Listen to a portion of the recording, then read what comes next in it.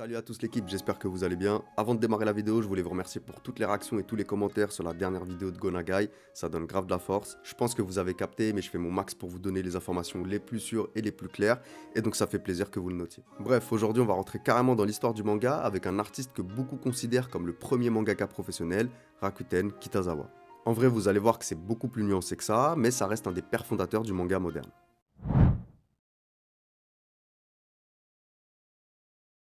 Rakuten Kitazawa, de son vrai nom Yasuji Kitazawa, il est né le 20 juillet 1876 à Omiya, dans la préfecture de Tokyo. C'est le quatrième fils de la famille Kitazawa, qui est une ancienne famille de la région. Ils étaient grossistes et avaient un statut particulier auprès de la famille Tokugawa, qui étaient les boss du Japon à l'époque. À cette période-là, au Japon, on est en pleine modernisation du pays, avec le début des chemins de fer ou du télégraphe, mais aussi en pleine transition politique. C'est une période qui s'appelle l'ère Meiji, qui s'étale de 1868 à 1912 et qui va amener plein de changements dans la société qui marque la fin de l'ère féodale. Du coup, fini le port du sabre pour les samouraïs, ce qui va d'ailleurs provoquer des révoltes. Donc modernisation du pays, éveil culturel et ouverture à l'international, c'est dans ce contexte que naît Rakuten Kitazawa. Tout petit, c'est déjà un mordu de dessin. Adolescent, il devient même apprenti dans un atelier spécialisé dans les ukiyo, qui sont à la base des estampes japonaises gravées sur du bois. Mais l'ukiyo, c'est plus largement un mouvement artistique qui s'est développé justement avec la modernisation du Japon. C'est pendant cette période qu'il prend le pseudo Rakuten, qui veut dire optimisme. Au-delà du dessin, Rakuten Kitazawa il se passionne aussi pour la peinture. Il va d'abord s'intéresser à la peinture traditionnelle japonaise, appelée Nihonga, et c'est d'ailleurs comme ça qu'il se retrouve apprenti pour les estampes. Le Nihonga, c'est un style qui utilise des techniques et des matériaux traditionnels comme les pigments naturels, l'encre, le papier et la soie. C'est auprès d'un maître renommé qui va se former, Inoue Shunzui. Il va aussi étudier la peinture occidentale, appelée yoga, à l'école privée de Taikokan auprès de Masaaki Hori, une grande figure de l'époque. D'ailleurs, j'ai vu qu'il y avait quelques confusions sur internet. En gros, la plupart des sources citent Yukihiko Oono comme maître de peinture de Rakuten Kitazawa, mais en fait, c'est l'école d'art privée où il a étudié qui porte le nom de Taikokan en hommage à Yukihiko Oono. Bref, dans cette école, il va apprendre d'autres techniques comme la perspective, les ombres, la peinture à l'huile, etc. Entre ses estampes traditionnelles et ses cours de peinture à l'huile à l'école, on peut dire qu'il a une formation solide, qui lui permet une vision large de l'art et de mélanger différentes techniques. C'est ce qui fera son style unique par la suite. Je vous rappelle qu'on est quand même à la fin du 19e siècle et que vivre de son art, c'est pas courant, c'est même extrêmement rare. Mais il arrive à trouver un job qui lui ouvre de nouvelles perspectives, et vous allez même voir qu'il y a un lien entre les billets de 10 000 yens et Rakuten Kitazawa. En 1895, à l'âge de 19 ans, il intègre le magazine Box of Curious pour travailler sur des mini-BD, des illustrations et des caricatures. Le Box of Curious, c'est un hebdomadaire anglophone situé à Yokohama, où il va rencontrer un homme qui va changer sa vie, Frank Arthur Nankiven. Frank, c'est un illustrateur et caricaturiste australien qui deviendra connu pour ses caricatures dans le magazine Puck, qui est le premier magazine satirique américain. C'est lui qui est en charge de la section BD illustration chez Box of Curious, et c'est auprès de lui que Rakuten Kitazawa il va apprendre les codes et les techniques de la BD occidentale. Quand Frank partira aux États-Unis pour continuer à étudier l'art et rejoindre le magazine Puck, c'est Kitazawa qui lui succédera en tant que responsable de la section BD du Box of Curious.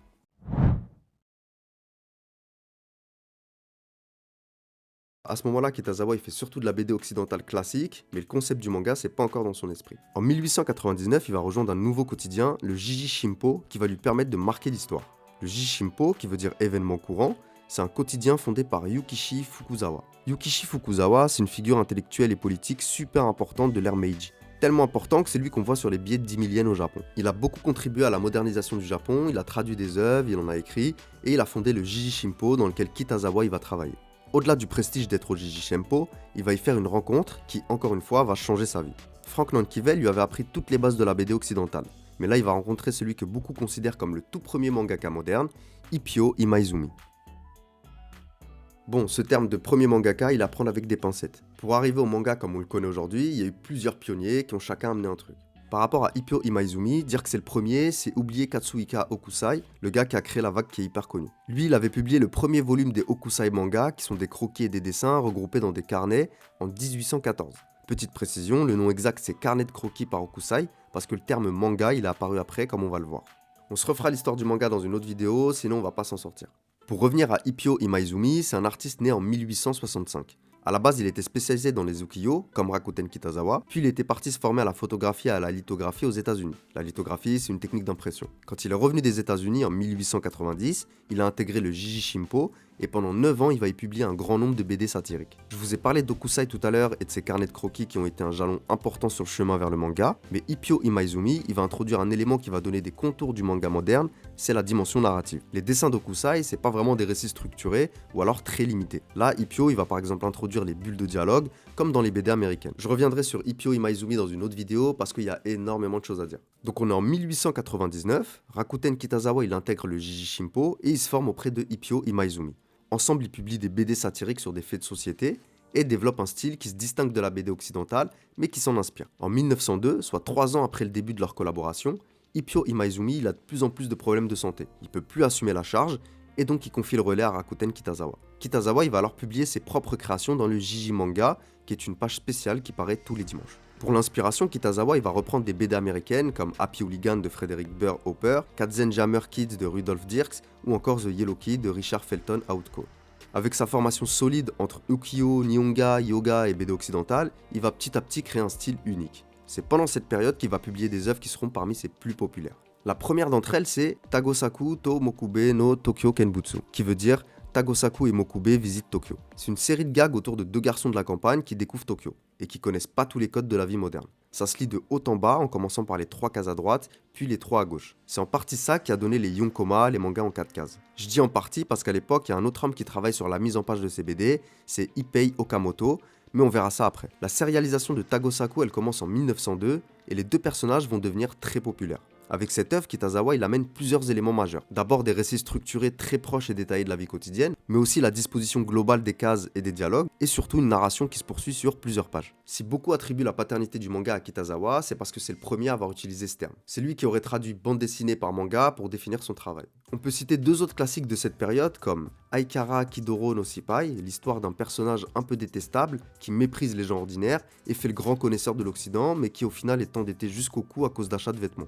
Ou encore Shame to Dekobo, l'histoire de 2 garçons qui font plein de dingueries et qui est en fait une adaptation du comic strip américain dont on a parlé tout à l'heure, Katzenjammer Kids de Rudolph Dirks. Shame to Dekobo, ce sera une des premières séries qui développera du merchandising au Japon avec des ventes de poupées et de jeux de cartes. Donc voilà, c'est une période riche pour Kitazawa qui va populariser le terme de manga et qui va poser les bases de ce nouveau genre. Lui, il est heureux d'exercer un métier artistique et il va devenir le premier mangaka et caricaturiste professionnel au Japon. Tout ça grâce à des gars comme Ikkyo Imaizumi qui ont ouvert la voie et qui ont popularisé le manga à travers tout le pays.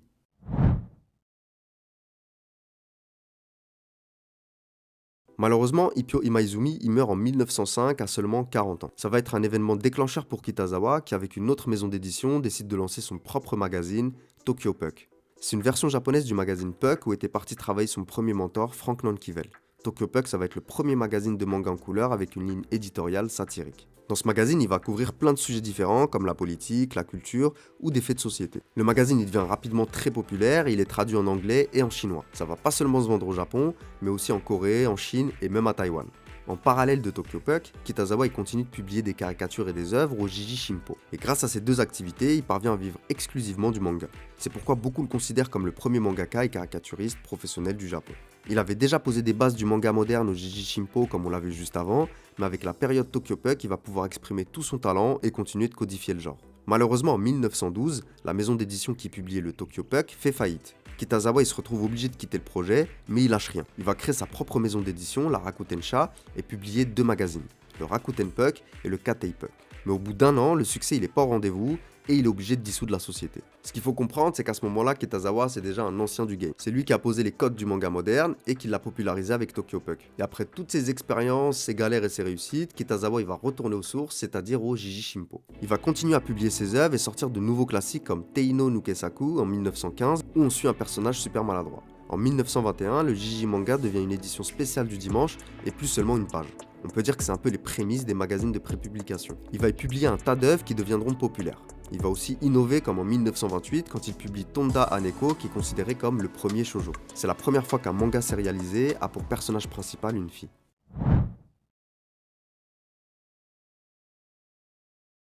L'année suivante, en 1929, la réputation de Kitazawa, elle dépasse les frontières. Il se retrouve à organiser une exposition de ses travaux à Paris via l'ambassadeur de France au Japon, mais qui finalement aura lieu à Londres. C'est une véritable consécration pour lui. Pendant son séjour, il va en profiter pour exposer une peinture au Salon d'automne. Le Salon d'automne, c'est une exposition d'art qui se tient à Paris chaque année depuis 1903. Grâce à la peinture qu'il a présentée, il va même être fait chevalier de l'Ordre national du mérite, ce qui est une énorme reconnaissance. Malheureusement, j'ai pas réussi à retrouver la peinture en question, donc n'hésitez pas à nous dire en commentaire si vous avez quelque chose. En 1928, Kitazawa il a 52 ans et ça fait quasiment 30 ans qu'il développe et qu'il popularise le manga à travers tout le pays. Et on peut dire qu'il a réussi parce que c'est de plus en plus plébiscité et les autres journaux vont vouloir faire pareil. Il y en a plusieurs qui vont faire comme le Jiji Shimpo et sortir une édition spéciale manga le dimanche. Il y aura par exemple le Yomiuri Sunday Manga ou le Sunday Ochi qui seront publiés par le Yomiuri Shimbun et le Oshi Shimbun qui font partie des 5 grands journaux de Tokyo à l'époque. D'ailleurs, il y a beaucoup de pionniers du manga qui y publieront leurs premières œuvres. Avec toute cette concurrence, le Jiji Manga il commence à perdre du terrain. Ils vont tenter de relancer la machine plusieurs fois, mais ça y est, leur buzz il est essoufflé. Kitazawa il y aura passé plus de 30 ans, mais à la fin de l'année 1932, il décide de quitter le navire. Juste avant de quitter le Jiji Shimpo, Kitazawa il va ouvrir une sorte d'école du manga qu'il va appeler Rakuten Manga Studio, où il va former toute une génération d'artistes au dessin. Après son départ du Jiji Shimpo, le Rakuten Manga Studio va être renommé le Sanko Manga Studio et va devenir un rassemblement de mangaka qui ont envie de bousculer les codes et d'aller plus loin. En fait, depuis 30 ans, il y avait déjà des petits groupes de mangaka qui se rassemblaient pour progresser ensemble et mettre la pression aux maisons d'édition, notamment pour publier plus d'œuvres et être mieux payés. Presque des sortes de syndicats. Le Sanko Manga Studio, c'est simplement un rassemblement de ces différents groupes. C'est une organisation indépendante et Kitazawa il va avoir un rôle d'enseignant et de mentor auprès de tous ces mangaka.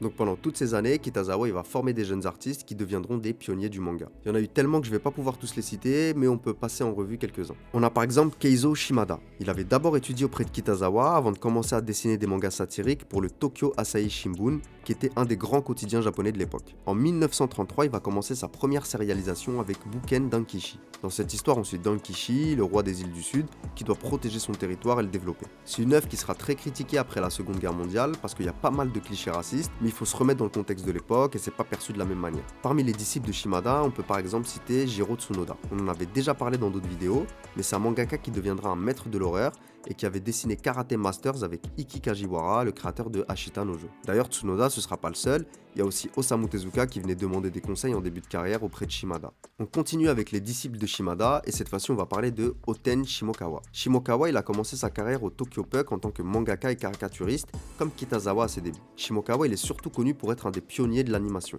En fait à l'âge de 26 ans il va être embauché par la Tenkatsu Production Company, un studio fondé en 1914 et qui sera un des premiers à exploiter le Kinema Color. C'est une technique qui permet d'ajouter de la couleur. Il va sortir un court-métrage qui s'appelle Imokawa Mukuzo Genkanban no Maki. Désolé pour la qualité d'image, mais vous vous doutez bien que c'est compliqué à trouver. Le titre il veut dire l'histoire du concierge Mukuzo Imokawa. La technique qui va être utilisée pour le réaliser, elle est inédite. En gros, Shimokawa il va dessiner à la craie blanche sur un tableau noir, et c'est comme ça qu'ils vont réaliser le film. Ça sortira en 1917 dans un cinéma de Tokyo. Je termine avec un dernier disciple, Yutaka Aso.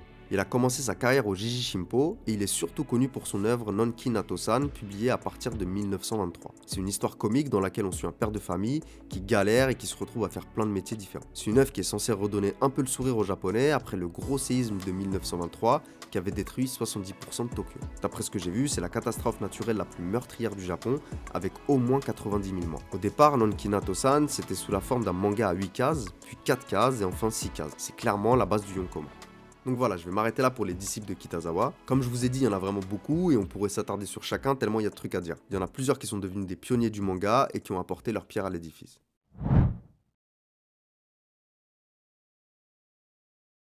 En 1948, Rakuten Kitazawa il a 72 ans. Et ça fait 16 ans qu'il passe la majorité de son temps à former de nouveaux mangaka. C'est un ancien, il est respecté par tout le monde et il a énormément contribué à populariser le manga et à améliorer les conditions de travail des artistes. Comme je vous ai dit tout à l'heure, à l'époque, les mangaka ils se regroupent sous forme d'associations. Kitazawa, c'est une des figures de proue de ces cercles.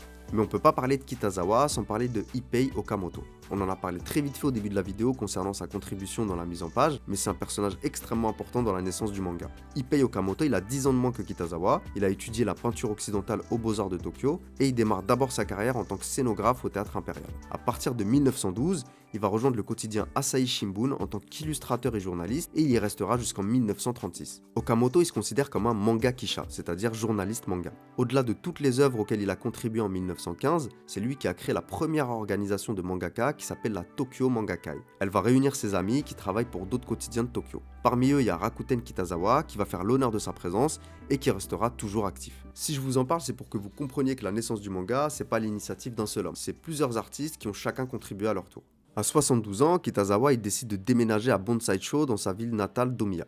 Il va y passer ses dernières années principalement à peindre des tableaux dans un style traditionnel japonais. En 1966, sa maison d'Omiya deviendra le Saitama Municipal Cartoon Art Museum, qui sera la première institution publique au Japon entièrement dédiée à la préservation et à l'exposition de manga. On peut y trouver des caricatures politiques de l'époque, les premiers yonkoma, mais aussi la plus grande collection d'œuvres de Kitazawa. C'est un trésor d'histoire pour tous ceux qui s'intéressent à la naissance du manga.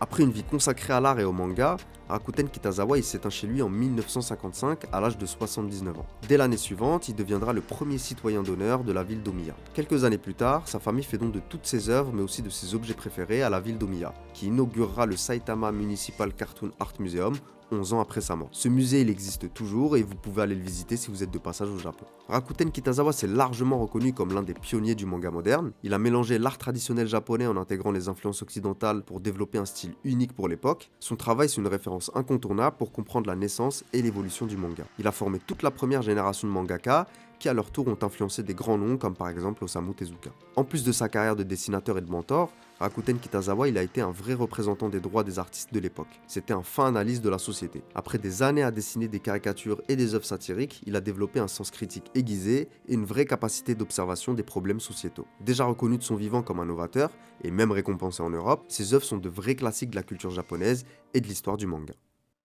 Voilà pour Kitazawa, j'espère que vous avez kiffé la vidéo comme j'ai kiffé la faire. Ça permet vraiment de rentrer dans l'histoire du manga et de la BD en général. Comme on a vu, le titre de premier mangaka il est super difficile à attribuer parce qu'il y a eu beaucoup d'artistes qui ont chacun contribué et apporté leur pierre à l'édifice. Et Rakuten Kitazawa, il a eu un rôle majeur dans ce développement. N'hésitez pas à compléter en commentaire si vous avez des infos que j'ai pas trouvées. On n'oublie pas de s'abonner, d'activer la cloche et d'envoyer vos meilleurs pouces bleus, ça fait toujours très plaisir. Et sur ce, à la prochaine.